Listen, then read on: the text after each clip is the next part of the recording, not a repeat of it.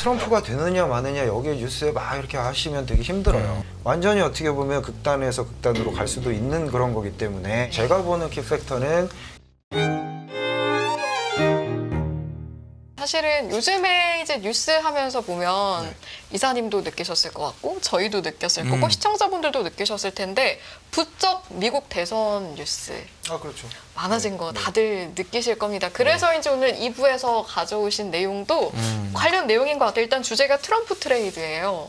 이렇게 주제 뽑아오신 이유 있겠죠? 어제 오늘 이제 1차 대선 토론회 이후에 시장이 야 이거 완전히 1차 토론회 때 바이든은 좀 되게 실기한 것 같고 완전히 트럼프로 가는 것 같다. 후보 교체 이야기도 나오고 사퇴 이야기도 그렇죠. 나오고. 네. 그런 식의 얘기가 나왔는데 특히나 이제 오늘 새벽에 보셨던 미국 시장은 금리도 오르고 그리고 빅테크도 같이 오르는 그러면서 이걸 도대체 어떻게 해석을 해야 되지? 뭐 이런 이제 생각들이 있으신 거죠.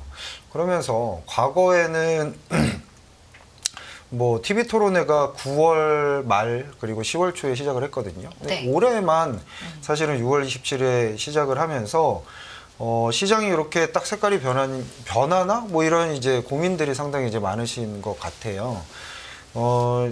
실질적으로 만약에 지금부터 야 이거는 거의 트럼프 쪽으로 진행이 되는 것 같아 라고 하면 하반기의 전략을 완전히 그쪽으로 이제 지금부터 바꾸셔야 되는 것 같고 그렇겠죠. 아니면 야 이거 잠깐 이러다가 이게 너무 좀 과하게 한 뭐 짧게 한 며칠간 좀 이렇게 되다가 다시 좀 뭐 실적이라든가 아니면 과거에처럼 한 9, 10월 정도 가가지고 이제 반영을 하겠지라고 생각을 하면 또 기존에 이제 뭐 우리가 봤던 이런 실적 베이스나 아니면 이런 쪽으로 이제 보셔야 되는 약간 두 단계의 이 지금 갈림길에 서 있는 것 같아요. 그래서 딱 7월 들어서자마자 이제 월화에 상당히 이제 투자자분들은 헷갈리시는 이러한 상황들이 연출이 되고 있는 거죠.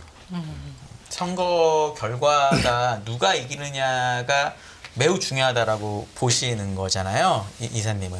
근데 만약에 그 트럼프가 됐을 때는 이런 게 좋고 그다음에 바이든이 됐을 때 이런 게 좋다라는 게 있긴 한데 기존에 16년부터 20년에 트럼프가 할 때나 또는 바이든이 할 때나 주가는 결국 실적 좋은 놈이 같다라는 생각으로 해서 보면은 또 아닐 수도 있잖아요.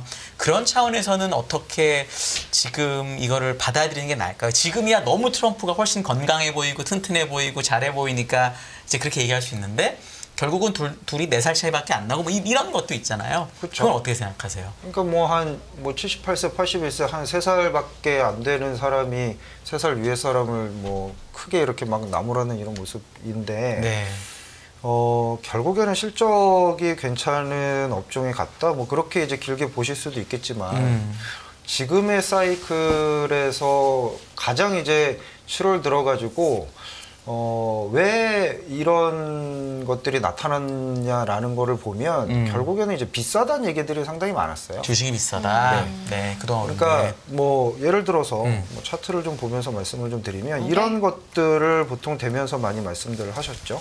왼쪽 차트 보시면 애플하고 엔비디아하고 MS의 세 개의 시가총액을 합치면 거의 한 10조 달러 정도가 돼요. 미국과 중국의 GDP 그 다음인데 이 정도의 사이즈가 정말로 맞느냐라는 거고 흔히 말씀하시는 이 버핏 지수라는 미국의 전체 시가총액을 GDP로 나눈 게 지금 이제 거의 2배, 200% 정도가 되니 그러면 버핏은 혹시나 뭐 현금으로 전부 다 하고 때를 기다리는 거 아니야? 이런 얘기들을 많이 했죠.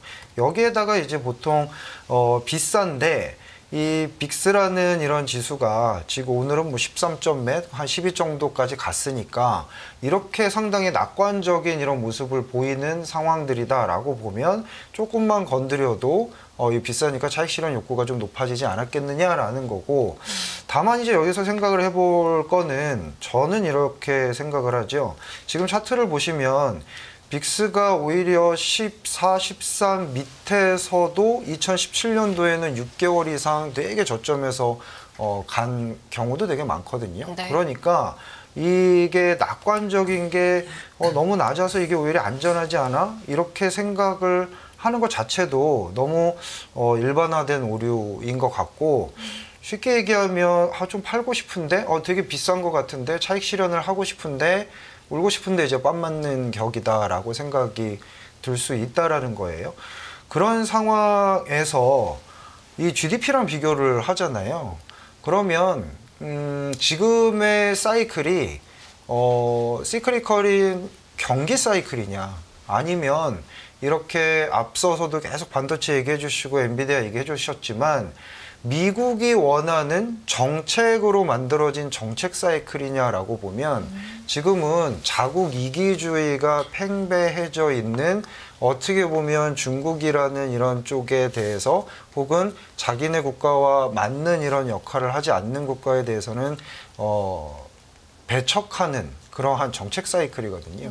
그러면 이게 트럼프가 되던 아니면 바이든이 되던 어떻게든 이 구도는 계속 양극화는 진행이 될 거다라고 생각을 하실 수가 있겠고 뭐 당연히 그거에 맞는 것이 한국은 수출로 나오고 거기에 따른 기업이익이 같이 수반이 되기 때문에 결국에는 그러면은 실적에 따라서 가는 거야라고 말은 종결시킬 수 있겠지만 거꾸로 또 보면 이 정책 사이클에 따라서 가는 거니까 결국에는 정책의 수혜를 받는 쪽으로만 줄을 서 있는 게 맞겠다라는 거죠. 그런데 지금 보면 트럼프의 정책과 바이든의 정책이 완전히 어떻게 보면 극단에서 극단으로 갈 수도 있는 그런 거기 때문에 여기서 어떤 정책이 좀 더 시장을 흔들 수 있지라는 생각을 할 수 있는데 조금 뭐 말이 길어질 수는 있겠지만 그렇다면 트럼프가 얘기하는 흔히 말해서 올해처럼 성장률이 올해만큼은 나오지는 않을 것 같고 그리고 감세를 통해서 시장 뭐 이런 정책을 핀다라고 했을 때 경기 성장률은 좀 줄어드는 상황. 그러니까 우리가 흔히 얘기하는 뭐 약간의 디플레이션 컨셉 이런 주식에다가 법인세를 인하해 준다라고 하는 게 거의 메인 포커스니까 그러면 여기서 법인세를 인하하면 뭐가 좋아지지? 라고 하면 그러면 또 이게 빅테크예요. 그렇기 때문에 이게 바이든이 되든지 아니면 트럼프가 되든지 빅테크 혹은 M7이 계속 이쪽에 대한 패러다임을 가져가는 거는 어떻게 보면 맞는 것 같다라고 생각을 할 수가 있겠죠.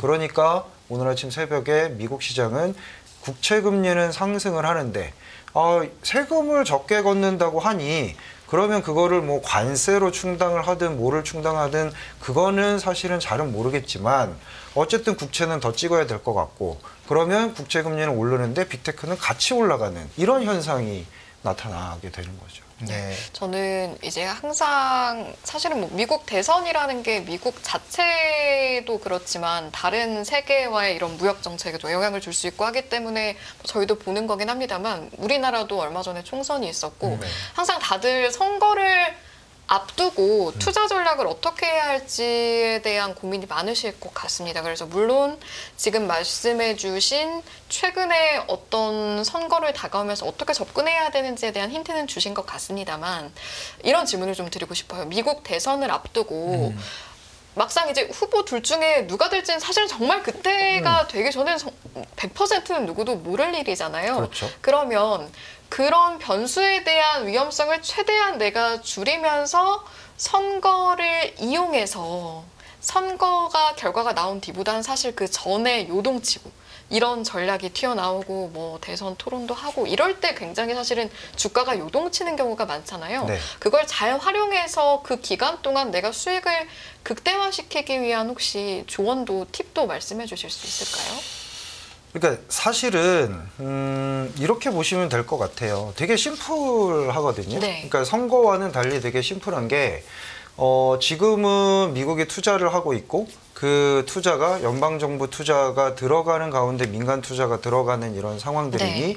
거기에서 대미 수출에 대한 부분이 있는 쪽은 확실히 한국의 입장에서는 수출이 되고 그 수출이 되는 쪽에 대한 기업이익은 충분히 나온다라는 거예요. 네. 그러니까 지금 차트를 보시면 미국의 투자는 한국의 중간재 자본재 수출의 개선을 의미하는데 그럴 때 항상 올라왔던 것이 중간재 자본재라고 하면 전력기기, 산업용 로봇, 부품 이런 것들이니까 이런 것들에 대해서는 계속 수출이 잘 되는 이런 상황들이고 그렇게 보면 아 이게 바로 반도체나 뭐 반도체 그 밑에 소부장 이런 것들이 주력으로 이제 보통 된다라고 생각을 하겠죠. 네. 그런데 요즘 이제 알파로 나온 것들이 이 왼쪽에 있는 반도체와 컴퓨터 말고 야 이제는 화장품하고 CMO 의약품 쪽에서도 CMO 쪽이 이게 스파이크를 확 찍는 게 아니라 바닥을 천천히 찍으면서 이제 올라가고 있다라는 생각을 하는 거예요.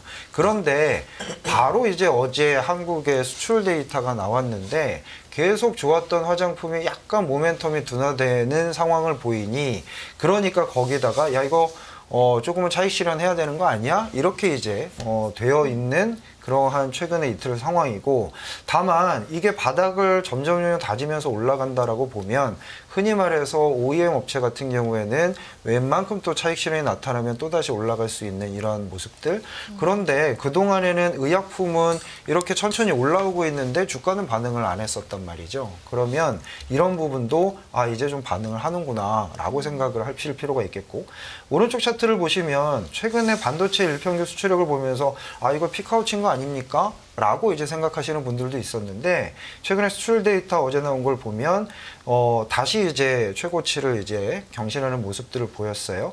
삼성전자나 SK의 하이닉스의 메모리가 증가하는 이런 추정치를 봤을 때 아직 반도체 일평균 수출액의 피크아웃을 논하기는 좀 이르다라고 보면 결국에는 뭐 여러 가지 말씀을 드렸지만 미국의 대미 수출이 증가하는 그런 상황에서 그 항목들에서 주가가 반응했거나 반응 안 했거나 그런 것들을 이제 찾아가는 그런 과정.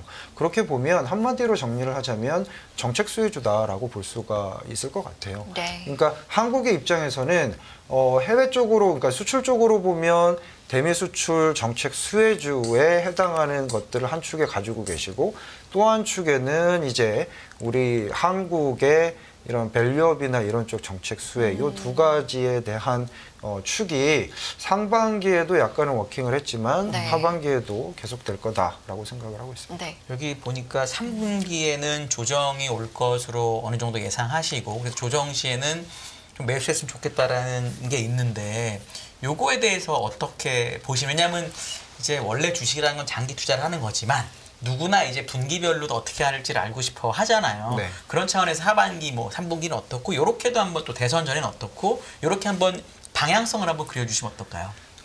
쉽게 말씀을 드리면 3분기는 조정시마다 매수를 하는 게 맞으실 것 같고 되게 좋게 보시는 게 맞으실 것 같고요. 저희는 지금 현재 상태로 보면 9월 수출 데이터가 일평균 수출 금액이 좀 피크아웃하는 모습을 보일 것 같아요. 여기에다가 아까 말씀드린 대로 이런 선거 바로 직전에 오히려 지금의 대선 토론회보다는 직전의 토론회 때 미국 시장이 1972년부터 평균을 내보면 한 9월, 10월에 평균 한 6% 정도 떨어지는 그런 모습을 보였기 때문에 네. 3분기는 이제 매수 관점에서 생각을 하시고 한 뭐 9월 중심에서 4분기 쪽에는 조금 차익 실현했다가 그 다음에 대선 주자가 대통령 확정이 되면 그 다음에 이제 모멘텀을 생각하시면서 이제 방향성을 잡으시는 것이 좋겠다. 그래서 3분기는 조금 이제 흔들리더라도 오히려 사 들어가시는 게 맞는 것 같고 4분기는 웬만큼 차익 실현에 대한 느낌을 가지시는 것이 맞다라고 보는데요. 네. 지금 뭐 차트를 한번 보시면 이렇습니다. 그러니까 수출 호조가 지속되는 한 기업이익 증가가 되면서 그것 때문에 오히려 지금 밸류는 그렇게 높진 않아요. 그래서 사 들어가면 되는데 그러면 이런 질문을 주실 수 있죠. 아니 기업이익이라는 게 주가보다는 약간은 후행을 하는데 그러면 기업이익이 꺾이기 그 전에 내가 빨리 빠져나오면 되는 거 아니냐. 네. 그래서 실질적으로 계산을 해보면 이 12개월 포워드 EPS라는 것에 주가가 한 1.4개월에서 2개월 정도 먼저 꺾여요. 네. 그러면 기업이익이 꺾이기 전에 내가 한 2달 전에 먼저 팔면 되잖아요. 네. 그러면은 기업이익이 언제 꺾이겠느냐라는 질문인데 이게 12개월 선행이라는 말의 의미는요. 올해 하반기 그리고 내년 상반기를 합친 거예요. 그러면 올해 2분기에 만약에 실적이 조금 덜 나와도 내년까지는 기업이익이 올라간다는 측면으로 지금 예상이 되어 있기 때문에 적어도 아주 보수적으로 잡아도 올해 3분기 말 정도까지는 이 기업이익이 각도는 낮아질 수 있겠지만 꺾이지는 않을 거거든요. 적어도 플랫하지는 않을 거란 말이죠. 그러면 3분기까지는 어닝을 보면서 계속적으로 사들어갈 수 있는 이런 상황들이다라고는 충분히 볼 수는 있겠죠. 네. 3분기에 조정이 만약에 없어도 계속 사야 되나요? 그냥 네, 저는 지금 그렇게 그냥 생각해요. 비싸다고 생각을 한다고 사람들이 하니까 지금 조정시 매수라고 얘기하셨는데 안 조정이 와도 그래도 계속 사는 게 좋겠다. 네. 궁금하네요. 기본적인 조정은 3분기 말 정도까지는 그러니까 조금의 조정이 오거나 아니면 센 조정이 와도 오히려 사들어가는 게 맞다라는 말씀이고요. 저는 오히려 지금 뭐 예를 들어서 이렇습니다. 지금 차트를 보시면 3월 달에 저희가 2760 한번 터치한 적이 있어요. 네. 네. 그때 당시에 PER이 11.1배예요. 네. 근데 지금 뭐 예를 들어서 2800이라고 하고 2800이다라고 하면 10배가 안 됩니다. 네. 그러면 12개월 포워드 EPS 포워드 기준으로. EPS 네. 기준으로 그러면 우리가 봤던 11배를 준다. 11배 한번 갔었으니까 어닝이 옅은 파란색을 보면 계속 증가하잖아요. 네. 그렇기 때문에 지금 밸류가 낮은 건데 우리가 봤던 11배를 한번 줄 수 있어 라고 하면 지수는 3100이에요. 그렇죠. 네. 그렇기 때문에 오히려 3천은 되게 멀어 보이는 숫자인 것 같고 지금은 막 트럼프가 되면 어떡하지? 그때 우리가 되게 힘들었던 기억이 있는데 라고 하면서 되게 어떻게 보면 뭐 투자 심리가 위축될 수 있지만 이제 실적 시즌 들어가면서 기업이익에 다시 또 이런 거를 확신을 주게 된다면 거꾸로 이런 3천을 한번 돌파하는 이런 모습도 충분히 볼 수 있지 않을까 싶습니다. 네. 지금 이제 짧은 시간 저희가 이야기를 하면서도 트럼프가 된다면 이라는 말이 몇 번씩 나왔는데 사실은 저희 애청자분께서 마지막에 이사님께 물어봐 주세요라고 하신 질문인데 제가 좀 기출 변형을 해보겠습니다. 트럼프 당선 가능성 높아지면 뭐 사죠? 이런 질문 해주셨는데 뭐 특정 종목을 말씀해 주시기보다는 그럼 트럼프 전 대통령이 다시 트럼프 현 대통령이 된다라고 했을 때 지금 많은 분들이 주시하고 있는 뭐 M7이라고도 할 수 있겠고요. 그 업종의 그 추이가 바뀔 수 있는가? 아니면 시청자 여러분께서 주목하셔야 될 새로운 업종이 있을지 이 질문 드려볼게요. 금방 아까도 말씀드렸지만 오히려 경제 성장률이 좀 둔화된다. 그리고 만약에 우리가 2018년도 미중 무역 분쟁을 떠올린다라고 해도 지금의 컨셉이 그때 당시로 보면 디플레이션 컨셉으로 간다라고 해도 오히려 M7이 낫다라는 거고요. 그러면 이 쏠림이 오히려 더 갈 수도 있다라는 거예요. 지금은 송환세를 얘기하지 않고 오히려 법인세 인하만 얘기를 하지만 1기 때는 송환세라고 해서 이 다국적 기업이 해외 법인에 갖고 있는 현금을 미국으로 들어올 때 한 번 딱 세금을 유예해 준 적이 있었거든요. 네. 약간은 트럼프는 그런 비즈니스적인 생각들을 계속적으로 한다라는 거죠. 그러면 오히려 지금 이게 되게 쏠리고 비싸서 문제예요라고 생각을 하는데 이런 독점적인 부분이 더 쏠릴 수 있다라는 거고 그렇게 본다면 지금 대부분 관심을 가지고 계신 그런 업종이나 종목들이 훨씬 더 좋을 수 있는 그런 뭐 생각이 빅테크라든가, 들고요. 네, AI. 그런데 네. 이제 트럼프는 피해야 하는 주식들은 또 어떻게 보면 되게 이것도 중요하죠. 명확하잖아요. 네.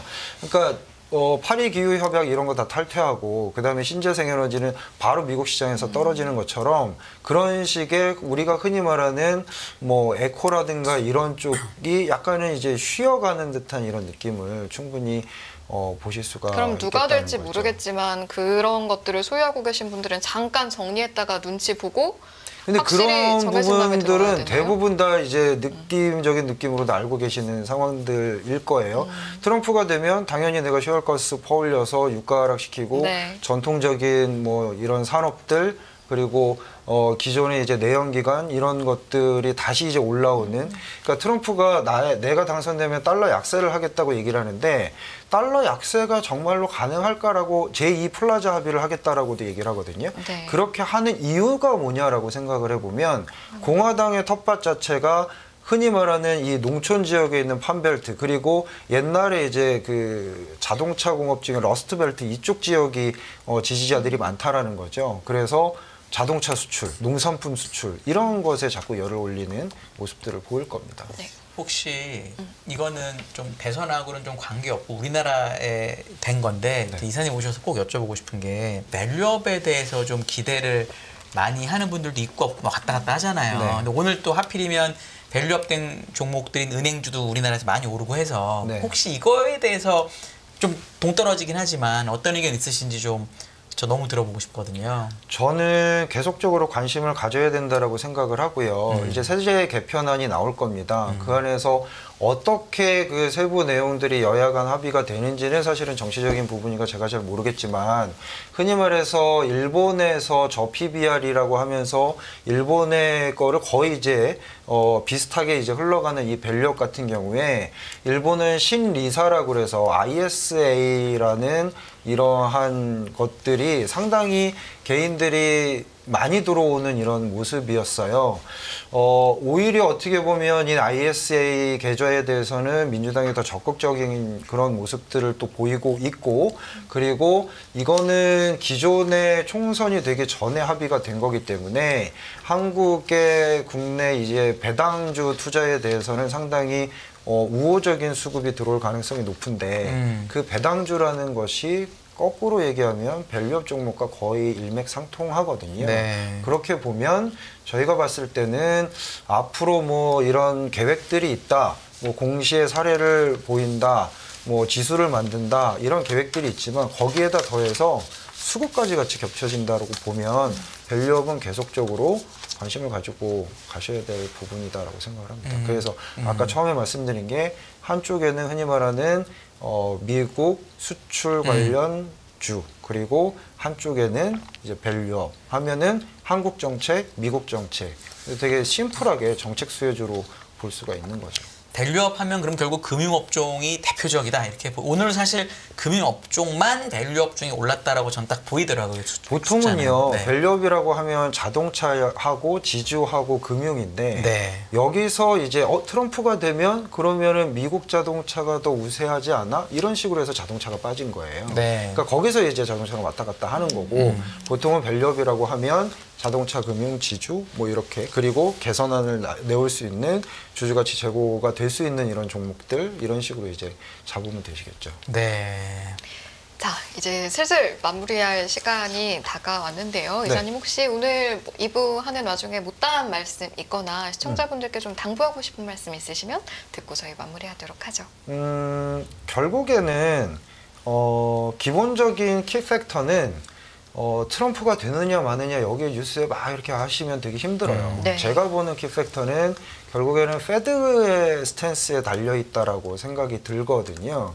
그러니까 금리를 인하를 해주려고 할 것인가, 아니면 페드의 스탠스가 갑자기 바뀔 것인가가 가장 어떻게 보면 중요한 맥락이라고 그 보는데, 말씀하신 정책 사이클이라는 본질은 바뀌지 않았기 때문에 거기에 입각해서 봐라라는 말씀이실까요? 그리고요, 네. 그러니까 흔히 말해서 지금의 물가가 계속적으로 완만하게 떨어져 가고 있는 게 확실하다라고 보면, 그러면 여기서 갑자기 뭐 금리 인상 기조로 바뀐다든가, 네. 아니면 여기서 9월 금리 인하 확률이 떨어지지는 않을 것 같아요. 그러면 이 기조가 계속 간다. 우리가 상반기에 봤던 이 기조가 계속 가는 거고, 약간은 지금 3분기에는 이러한 대선에 대한 이러한 뭐 프라이싱은 약간 좀 노이즈성으로 다가올 거고, 오히려 4분기에 돼서 그러한 부분들이 조금 더 불확실성으로 작용을 하지, 지금은 오히려 어닝과 그리고 흔히 말해서 이 통화 정책 대한 부분들이 메인으로 잡고 투자 컨셉을 잡으시면 크게 틀리진 않을 것 그럼 같습니다. 대선이 다가온다고 들뜨지 말고 연준의 입 그리고 실적에 기반해서 투자 전략을 세워라라는 말씀. 맞습니다. 네. 안녕하세요. 유승입니다. 더 많은 영상을 보고 싶으신 분들은 화면 오른쪽에 있는 구독 버튼을 눌러주시기 바랍니다. 그리고 영상을 보시면서 좋아요는 필수인 거 아시죠? 항상 인포맥스 라이브를 사랑해 주셔서 감사합니다.